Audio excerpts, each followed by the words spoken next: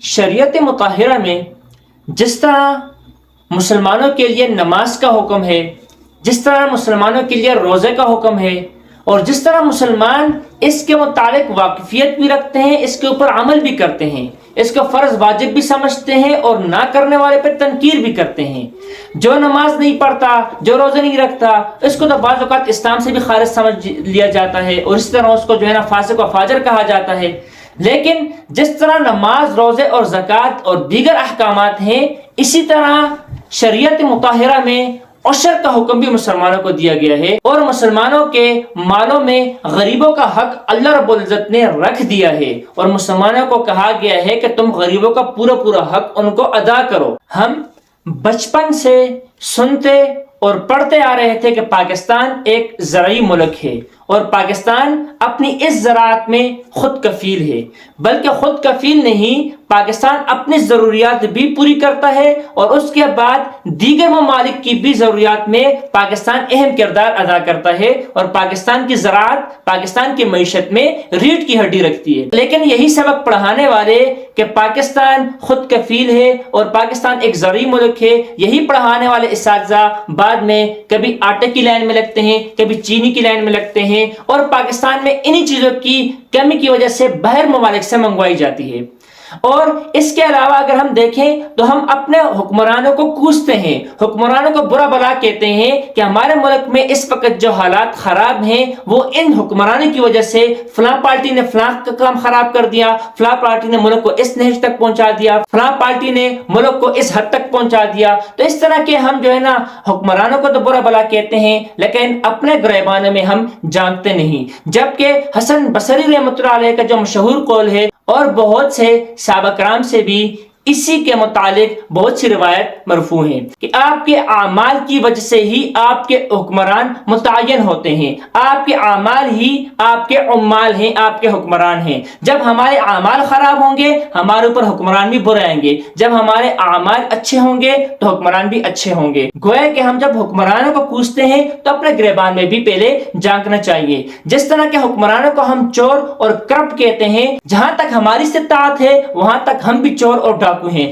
جہاں تک ہمارا ہاتھ پہنچتا ہے وہاں تک ہم ڈنڈی مارتے ہیں۔ ایک پیاز کی ریڑھی والا اگر ناپ تول میں کمی کر سکتا ہے تو وہ ناپ تول میں کمی کر دیتا ہے۔ اسی طرح جو رشوت میں ملوث ہیں اور ناجائز سفارشات میں ملوث ہیں وہ بھی ہمارے گھروں کے ہی لوگ ہوتے ہیں۔ غرض یہ کہ جو تباہی آتی ہے اس میں صرف حکمران نہیں بلکہ ہم خود بھی ملوث ہوتے ہیں۔ میں نے عشر کی بات کی شروع میں کہ عشر کو اس طرح فرض اور واجب بھی نہیں سمجھا جاتا، اکثر لوگ اس سے واقف نہیں، جو واقف ہے وہ اس طرح اس کے اوپر عمل نہیں کرتے جس طرح نماز روزے پہ عمل کرتے ہیں۔ جس طرح نماز روزے میں کمی کوتاہی کرنے والے کو گناہگار سمجھتے ہیں، اس طرح اس میں ڈنڈی والے کو وہ کوتاہ اور گناہگار نہیں سمجھتے۔ اسی وجہ سے ہم دیکھتے ہیں کہ جب بھی ہمارے ملک جو خود کفیل ہے اس کی زراعت ہوتی ہے اور فصلیں لگتی ہیں تو کبھی وہ سیلاب کی نظر ہو جاتی ہیں، کبھی طوفان کی نظر ہو جاتی ہیں، اور اس طرح کبھی ان میں کیڑے پڑ جاتے ہیں، کبھی بے موسم بارشیں زیادہ ہو جاتی ہیں تب بھی تباہی آ جاتی ہے، کبھی بارشیں ہوتی نہیں ہیں تب بھی تباہی آ جاتی ہے، اور ہر ایک جو کسان ہے وہ بھی رونا روتا ہے کہ مجھے ہر بار نقصان کا سامنا کرنا پڑتا ہے۔ حضرت عمر رضی اللہ تعالیٰ عنہ سے ایک منقول روایت ہے، اور عمر رضی اللہ تعالیٰ عنہ شک میں ہے کہ یہ واقعہ حضرت موسیٰ علیہ السلام کا ہے یا عیسیٰ علیہ السلام کا ہے، لیکن واقعہ ان کے ساتھ پیش آیا ہے کہ حضرت موسیٰ علیہ السلام یا عیسیٰ علیہ السلام نے اللہ رب العزت سے سوال کیا کہ اللہ تعالیٰ آپ کی ناراضگی کی نشانی کیا ہے؟ اللہ تعالیٰ جواب دیتا ہے کہ جب میں ناراض ہوتا ہوں تو حکومت بیوقوفوں کو دیتا ہوں، جب میں ناراض ہوتا ہوں تو پیسہ بخیلوں کو دیتا ہوں، اور جب میں ناراض ہوتا ہوں تو بے وقت کی بارش کرتا ہوں۔ پھر موسیٰ علیہ السلام سوال کرتے ہیں یا عیسیٰ علیہ السلام سوال کرتے ہیں کہ یا اللہ تعالیٰ جب تو راضی ہوتا ہے تو اس کی نشانی کیا ہے؟ تو اللہ تعالیٰ فرماتا ہے جب میں راضی ہوتا ہوں تو میں حکومت لائق اور فہیم لوگوں کو دیتا ہوں، جب میں راضی ہوتا ہوں تو پیسہ سخیوں کو دیتا ہوں، اور جب میں راضی ہوتا ہوں تو بارش وقت پر کرتا ہوں۔ آج کل ہمارا رونا تو یہی یہی ہے کہ موسم بے وقت کی ہو رہی ہے، اور اسی وجہ سے اس سال بھی آپ دیکھ رہے ہیں کہ ہمارے درختوں پر پھل نہیں لگے، اور اس کی وجہ ہم کہتے ہیں کہ موسم زیادہ سرد ہو گیا، یا دھوپ نہیں نکلی، یا بارشیں زیادہ ہو گئی، یا بارشیں کم ہو گئی۔ وجہ تو وہی ہم بیان کرتے ہیں کہ بارشیں کم ہیں یا زیادہ ہیں، لیکن اس پر غور نہیں کرتے اس حدیث پر کہ اللہ رب العزت کی ناراضگی کی نشانی ہی یہی ہے۔ اور جو ہماری فصلوں میں، ہماری زراعت میں جو غریبوں کا حق ہوتا ہے وہ حق ہم ادا نہیں کرتے، تو اللہ رب العزت کی طرف سے ہمیں ان مصائب کا سامنا کرنا پڑتا ہے۔ تو یاد رکھیں کہ ہماری فصلوں میں غریبوں کا پورا حق ہے، جس کو عشر کے طور پر شریعت ہمارے اوپر لازم کرتی ہیں۔ یاد رکھیں زمینیں کی دو اقسام ہوگی، یا وہ زمینوں سے خراج دیا جائے گا، خراجی زمینیں ہوں گی، یا عشری زمینیں ہوں گی۔ عشری زمینیں اس زمین کو کہتے ہیں جو شروع سے لے کر فتوحات جب مسلمان نے فتح کیے اس وقت سے لے کر آج تک مسلسل مسلمان کے ہاتھ میں ہی رہی ہو، اور کبھی اس پہ کافر کا استیلاء نہ ہوا ہو، کافر کے ہاتھ میں وہ زمین نہ گئی ہو۔ اور جس طرح ہمارے بر صغیر پاک و ہند کی زمینیں ہیں، وہ تقریباً اکثریت جو ہے وہ ان میں عشری ہی ہے۔ عشری زمینوں کے لیے یا تو آپ کو بالکل یقین بھی ہو کہ شروع سے لے کر ابھی تک یہ مسلمانوں کے ہاتھ میں چلی آ رہی ہے تو اس زمین پر عشر ہوگا، یا وہ زمینیں جس پر یقین ہو کہ درمیان میں کسی کافر سے لی گئی ہیں، یا کسی کافر کے اس پہ جو ہے نا وہ قبضہ ہو چکا تھا، اس کی ملکیت آ چکی تھی، تو وہ خراجی ہوں گی، اس سے عشر نہیں لیا جائے گا۔ تیسری وہ زمین جس کے متعلق شک ہو کہ آیا یہ درمیان میں کسی مسلمان کے ہاتھ سے نکل کر کافر کے ہاتھ میں گئی بھی ہے یا نہیں گئی، تو جن میں شک ہو تو اس کے متعلق بھی فتوی یہی ہے کہ وہ عشری زمینیں ہیں، کیونکہ عشری زمینوں میں عبادت کا پہلو غالب ہے، یہ مسلمانوں کے اور فقراء کے لیے یہ عشر نکالا جاتا ہے، تو ان زمینوں میں عشر دیا جائے گا، اور ہندوستان کی اکثر زمینیں انہی میں سے ہیں۔ اب جن زمینوں سے عشر دیا جاتا ہے ان زمینوں کے بھی دو اقسام ہیں، ایک وہ زمین جو سیراب ہوتی ہے بارش کے پانی سے، یعنی بارانی زمینیں ہیں، یا وہ دریاؤں سے اور ندی نالوں کے ذریعے سے ان کو سیراب کیا جاتا ہے، یعنی کہ پانی وہاں کا مفت میں دیا جاتا ہے۔ اگر مفت میں وہاں پہ پانی دیا جاتا ہے تو اس میں سے عشر نکالا جاتا ہے، عشر یعنی 10واں حصہ فصل کا نکالا جاتا ہے۔ اور عشری زمینوں کی دوسری قسم وہ جن کی فصلوں کو نہ بارش کے پانی سے سیراب کیا جاتا ہے اور نہ ندی نالوں سے یا دریاؤں سے نہروں کے ذریعے ان کو پانی دیا جاتا ہے، بلکہ ان کو پانی دینے کے لیے ٹیوب ویل لگائے جاتے ہیں، ان کو پانی دینے کے لیے جنریٹر وغیرہ، کنویں وغیرہ، یا کسی کو پیسے دے کر ان کے ذریعے پانی وہاں پہ لگوایا جاتا ہے، یعنی کہ ان کے پیسے پہ محنت ہوتی ہے، یا تو وہ محنت وہ خود کرتے ہیں یا کسی اور کے ذریعے سے کرتے ہیں۔ اگر اس طرح کا پانی دیا جاتا ہے تو وہاں آٹومیٹکلی اللہ رب العزت نے اس میں آسانی فرما دی ہے، وہاں پر حکم عشر کا 10% نہیں، بلکہ وہاں پہ آپ پیداوار کا 20واں حصہ دیں گے، تو وہاں پر پیداوار کے 20ویں حصے کو نکال کر غریبوں میں تقسیم کیا جائے گا، یہ عشر کا حکم ہے۔ اب وہ فصل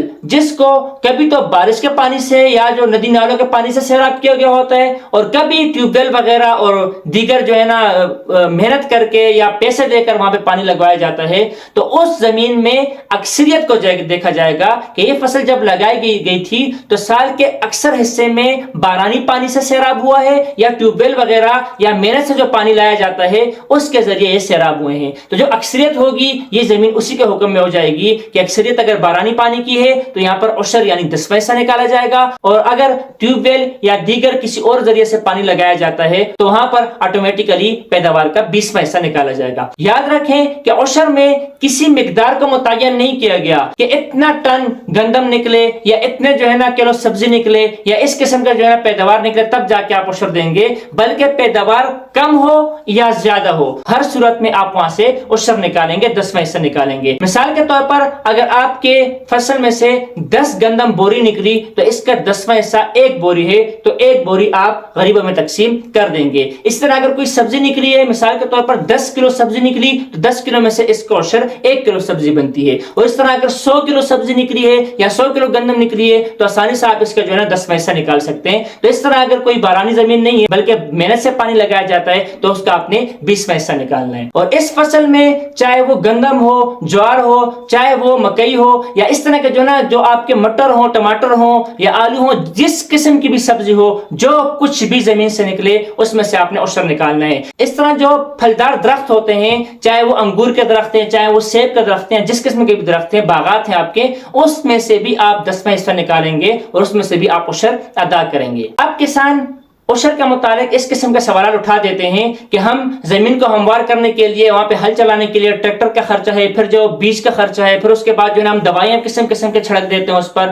تو ادویات کا خرچہ ہے، اس طرح جو ہے ان کی کٹائی کا خرچہ ہے، تو یہ خرچہ ہم نکال کر پھر عشر ادا کریں گے یا اس سے پہلے ہی عشر ادا کریں گے، اس کے بعد اس خرچ کو ہٹایا جائے گا؟ یاد رکھیں آپ کے زمینوں کے متعلق کہ وہ 10واں حصہ ہے یا وہ 20واں حصہ ہے، وہ پہلے ادا کر دیا جائے گا، اس کے بعد آپ اپنے فصل میں سے جو آپ نے خرچ وغیرہ کیا ہو اس کا حساب بعد میں کیا جائے گا۔ یعنی کہ پہلے آپ خرچ کا حساب نہیں نکالیں گے، پہلے آپ کل پیداوار میں سے عشر ادا کریں گے، اس کے بعد آپ خرچ وغیرہ جو بوائی کا ہے یا بیج کا ہے یا ادویات کا ہے اس خرچے کا حساب کتاب آپ جو آپ کے پاس اپنی فصل رہ جائے گی اس میں سے حساب کتاب کریں گے۔ غریبوں کا حصہ اس حساب کتاب سے پہلے ادا کر دیا جائے گا۔ ہاں البتہ کچھ لوگ یہ کہتے ہیں کہ ہم اپنی زمینوں سے ڈائریکٹ وہ پیداوار تو غریبوں کو نہیں دیتے، بلکہ ہم ٹماٹر یا آلو یا جو بھی سبزی یا گندم وغیرہ ہو وہ منڈی تک لے جا کے ہم منڈی میں اچھے داموں ان کو فروخت کرتے ہیں، اور فروخت کے بعد جو ہمارے پاس رقم آتی ہے اس میں سے ہم عشر نکالتے ہیں۔ تو یہ طریقہ بھی جائز ہے، البتہ اس طریقے میں جیسا ہم نے پہلے بتایا کہ فصل کی زمین کی ہمواری سے لے کر فصل کے سنبھالنے تک، کٹائی تک، تھریشر وغیرہ لگانے یا جو کچھ حساب کتاب ہے وہ سب کا جو حساب کتاب ہے وہ پہلے نہیں کیا جائے گا بلکہ پہلے عشر ادا کیا جائے گا۔ لیکن جب وہاں پہ تھریشر وغیرہ کر دیے، اس طرح سبزی وغیرہ چنائی کر دی، بوریوں میں بند ہو گئی، اس کے بعد آپ اگر وہاں سے لے کر منڈی تک، بازار تک لے کے جاتے ہیں تو منڈی تک، بازار تک لے جانے کے لیے جو پیکنگ ہوتی ہے یا جو گاڑی کا کرایہ وغیرہ ہوتا ہے یا دیگر جو اخراجات ٹیکس وغیرہ آتے ہیں وہ آپ منہا کر سکتے ہیں۔ یعنی جب آپ سبزی وغیرہ فروخت کر کے یا پیداوار فروخت کر کے آپ وہاں سے پھر عشر دینا چاہیں تو اس میں سے جو آپ کی وہاں سے گھر سے یا جو آپ کی زمینیں ہیں وہاں سے فصل اٹھانے سے لے کر جو منڈی تک جانے کے لیے جو درمیان میں اخراجات آتے ہیں وہ اخراجات منہا کر دیں، ان کو جدا کر دیں، ان کو مائنس کر دیں، اس کے بعد جو پیسے آپ کے پاس بچیں اس میں سے آپ ان کا عشر ادا کریں گے۔ البتہ جو زمینیں ہموار کرنے سے لے کر فصل کی کٹائی تک جو اخراجات ہوتے ہیں وہ جدا نہیں کیے جاتے بلکہ اس سے پہلے آپ عشر ادا کریں گے، اس کے بعد ان کو جدا کریں گے۔ اور یاد رکھیں جس طرح نماز، روزہ، زکوٰۃ کا حکم ہے اور یہ فرض ہے اور واجب ہے اور نہ کرنے والے کے لیے وعیدیں ہیں، اسی طرح عشر کا حکم بھی فرض اور واجب کی طرح ہے، اس پر بھی اسی طرح عمل کرنا ہے جس طرح شریعت کے دیگر احکامات کو لازمی سمجھا جاتا ہے۔